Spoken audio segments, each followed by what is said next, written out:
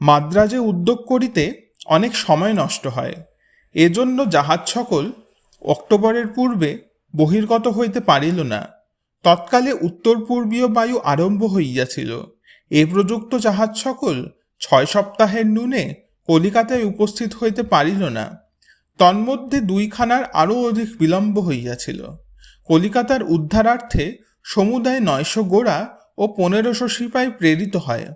তাহারা 20 ডিসেম্বর ফলতায় ও 28 মায়াপুরে পৌঁছয়। তৎকালে মায়াপুরে মুসলমানদিগের এক দুর্গ ছিল।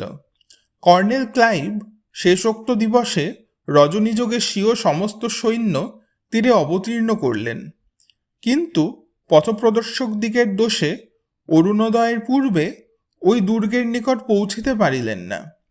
নবাবের সেনাপতি মানিকচাঁদ কলিকাতা হইতে অকস্মাৎ তথায় উপস্থিত হইয়া ক্লাইভকে আক্রমণ করিলেন।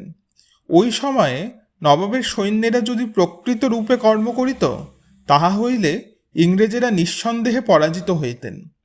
ক্লাইভ অতি ত্বরায় কামান আনাইয়া শত্রুপক্ষের উপর গোলা চালাইতে আরম্ভ করিলেন।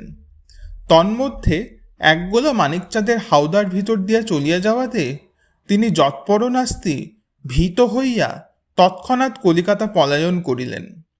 পরিশেষে কলিকাতায় থাকিতেও সাহস না হওয়াতে তথায় কেবল 500 সৈন্য রাখিয়া আপন প্রভুর নিকটস্থ হইবার মানসে অতি সত্বর হইয়া মুর্শিদাবাদ প্রস্থান করিলেন।